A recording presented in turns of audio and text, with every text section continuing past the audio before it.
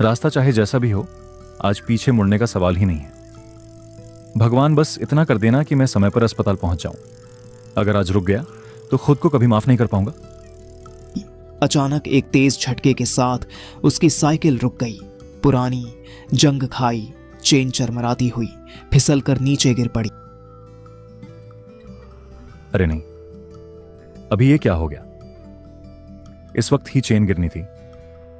क्यों भगवान? बाबू थोड़ा सब्र कर, बस अभी ठीक करता हूं। यहां रुकना नहीं चाहिए था, ये जगह ठीक नहीं लग रही। जल्दी जल्दी चेन चढ़ानी होगी, ज्यादा देर नहीं कर सकता।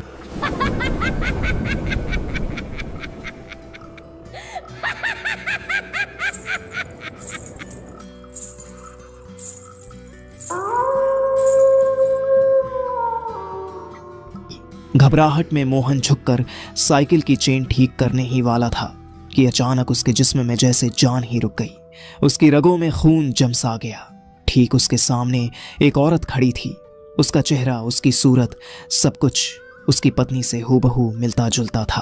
उस पल मोहन का दिल भीतर ही भीतर टूटकर बिखर गया।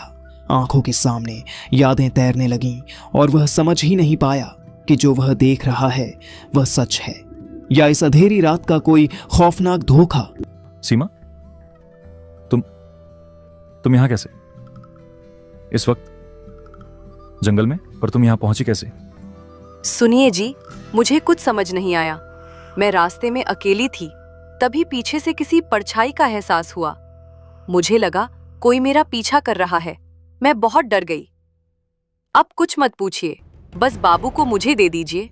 मुझे बहुत डर लग रहा है कि कहीं उसे कुछ न हो जाए। आप पहले साइकिल की चेन ठीक कीजिए, बाबू को मुझे दे दीजिए, मैं उसे संभाल लूंगी। यहाँ रुकना ठीक नहीं है, जल्दी कीजिए, मुझे डर लग रहा है।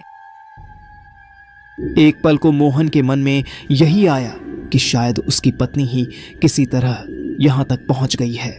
उस वक्त वह न कुछ ठीक से सोच पा रहा था, न समझ पा रहा था। बाबू को कुछ नहीं होना चाहिए, जल्दी चेन ठीक करनी होगी, ठीक है?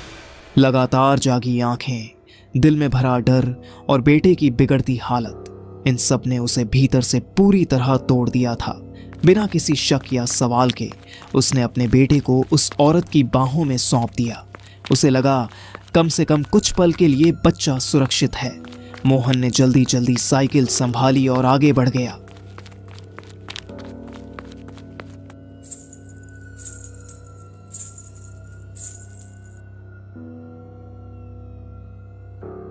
लेकिन कुछ ही दूरी तय करने के बाद उसके दिल में एक अजीब सा खटका उठा।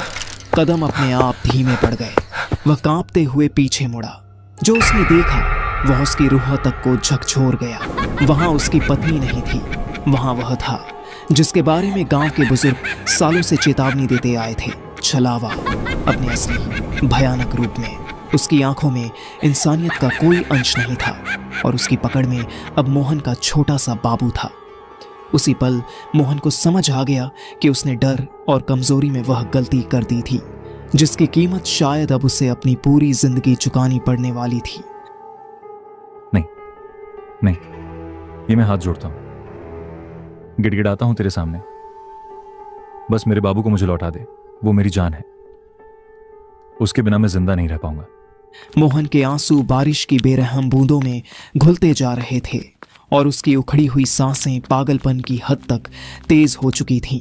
वह ठोकर खाता गिरता, फिर खुद को समेटकर दोबारा उठता और अंधेरे में बेतहाशा दौड़ता चला जा रहा था।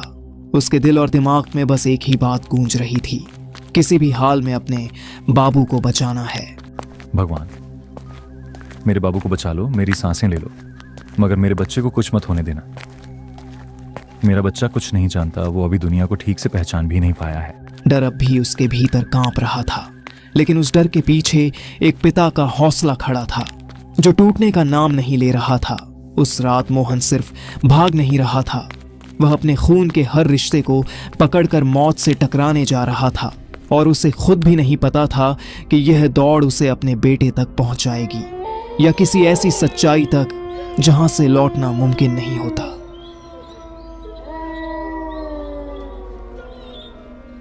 मोहन अंधेरे में अपने बेटे को पुकारता हुआ भटक रहा था।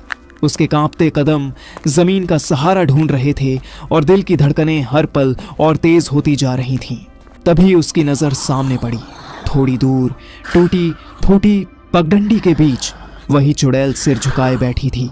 उसकी गोद में मोहन का छोटा सा बाबू था, वही बच्चा जिसे वह अपनी जान से भी बढ़कर चाहता था। उस पल मोहन की सांसें थम सी गईं। तुमने उसे क्यों पकड़ा है? उसे छोड़ दे। वो बहुत छोटा है, बहुत मासूम है। मेरे बाबू को लौटा दे, वो मेरे बिना नहीं रह पाएगा। वो मेरी जान है, मेरी दुनिया है। उसके बिना मैं कुछ भी नहीं हूं। चुड़ैल के चेहरे पर एक अजीब सी रहस्यमयी मुस्कान तैर रही थी। ऐसी मुस्कान मानो वह जानती हो कि अब मोहन का डर, उसकी मजबूरी और उसका दिल सब उसके कब्जे में आ चुके हैं। नहीं नहीं, ये क्या देख रहा हूं मैं? मेरा बाबू, मेरा बच्चा, उसे छोड़ दे। मुझे समझ में नहीं आ रहा मैं क्या करूं, कहां जाऊं। बस मेरे बेटे को मुझे दे दे। वो बहुत छोटा है, उसने किसी का कुछ नहीं बिगाड़ा। मैं कुछ नहीं मांगता, बस अपना बच्चा वापस चाहता हूं। मेरे बाबू के बिना मैं जिंदा नहीं रह पाऊंगा।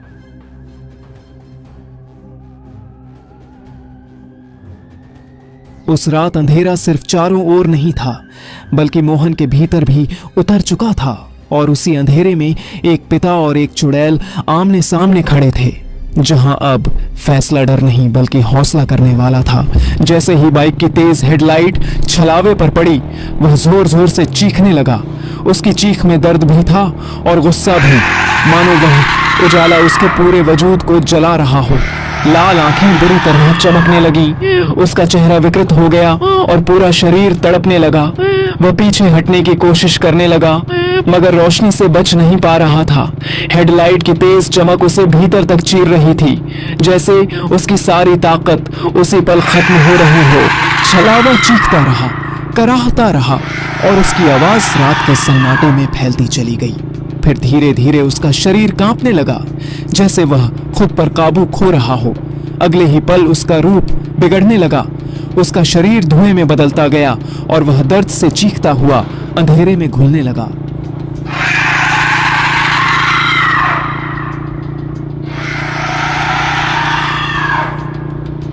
कुछ ही पलों में वह पूरी तरह गायब हो गया, ऐसे जैसे वह कभी वहां मौजूद ही न रहा हो।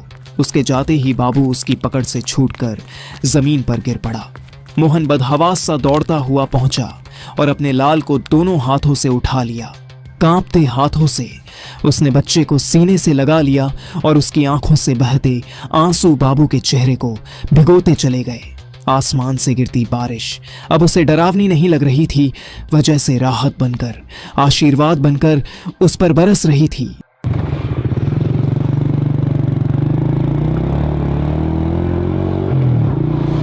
मोहन, अरे मोहन, इस जंगल में इस वक्त तुम यहां क्या कर रहे हो? मोहन, तुम्हारी हालत ठीक नहीं लग रही। आंखें लाल हैं, सांसें उखड़ी हुई हैं। सब ठीक तो है? भाई मत पूछो, जो बीत गई है उसे याद करके ही शरीर कांप रहा है। मेरा बच्चा बहुत बीमार है, उसे शहर ले जा रहा था, लेकिन रास्ते में जो हुआ उसने मेरी जान निकाल दी। इतनी रात में, इस हालत में और इस रास्ते से? मजबूरी थी भाई। रास्ते में एक साया मिला जिसे मैंने अपनी पत्नी समझ लिया। एक पल की गलती थी, बहुत भारी पड़ गई। अब मुझ में अकेले आगे जाने की ताकत नहीं बची। आज अगर तुम न मिलते तो पता नहीं मैं कैसे संभालता। हाँ मोहन, सच बताऊं तो मैंने भी रास्ते में एक अजीब सी परछाई देखी थी। उसी डर से मैंने बाइक की रफ्तार और तेज कर दी थी। मोहन, जो हो गया सो हो गया। अभी सबसे जरूरी तुम्हारा बच्चा है। मोहन, अब तुम अकेले नहीं हो, मैं तुम्हारे साथ चलूंगा। जब तक तुम सुरक्षित शहर नहीं पहुंच जाते, मैं साथ रहूंगा। उस अंधेरी रात मोहन अपने बाबू को शहर के डॉक्टर के पास ले गया और इलाज के बाद उसकी हालत स्थिर हो गई। सुबह होने तक यह बात पूरे गांव में फैल चुकी थी और मोहन की वह रात गांव की यादों में हमेशा के लिए दर्ज हो गई। एक ऐसे पिता की कहानी बनकर जिसने छलावे और साए से टकराकर अपने बेटे को बचा लिया था। उस रात ने यह साबित कर दिया कि डर चाहे कितना भी गहरा क्यों ना हो, एक पिता का प्यार उससे कहीं ज्यादा ताकतवर होता है। गांव की गलियों में आज भी जब उस रात का जिक्र होता है, लोग सिर झुकाकर मोहन का नाम लेते हैं। क्योंकि कुछ कहानियां डर की नहीं होती, कुछ कहानियां सिर्फ हौसले, प्यार और एक पिता की जीत की होती हैं।